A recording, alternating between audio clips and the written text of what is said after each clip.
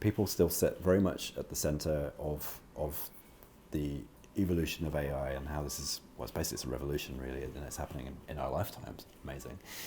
So how do we maintain that? I mean, we've talked about introducing management frameworks. Yeah. We've talked about policy. We've talked about legislation. Is there anything else from your experience that will help those that are tuning in to keep that front of mind?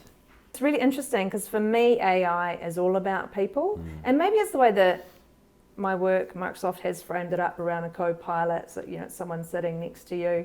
But I've always thought of it as being all about people, and maybe that's from my experience of technology is technology, but it's always the people who have to implement it and take it up, and it's the attitude of the people, and their and how they incorporate it into their kind of work life. So I do think that AI is about people. Yep. And again, it's just those kind of things we talked about, ensuring that it's augmenting that human decision making rather than replacing it, making sure that you're doing it responsibly so that it doesn't harm others. I just think that maybe that question we talked about earlier, and it's not, can we just do this? It's should we? And because at the end of the day, it does impact outcomes for people at the end of the day. Right, yeah, it's such a good point. And I think what underscores that is the point, and the fact that you raised this already, is that you are a qualified psychologist, not practicing. Not practicing at the moment, no. However, talk about a superpower to have at this time in this age where there is this really interesting interface between tech and people.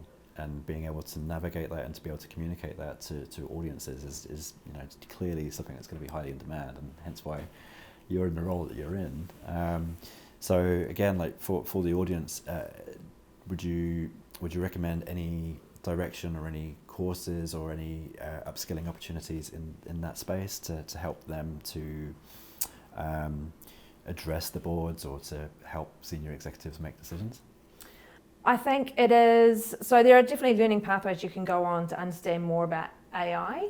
I think, there are always, different flavors of that AI conversation that you can look out for as well around, how you might think about executives and boards, because for them it's going to be all about IP leakage, it's going to be about security, privacy, legislation, and seeing how that impacts their business model.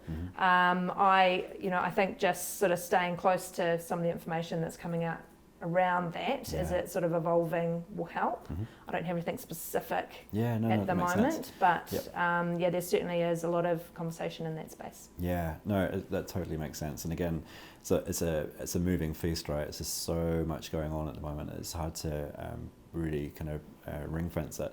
And that's probably the point, is that we need to kind of embrace this and not just assume that it's a flash in the pan or it's going to go away.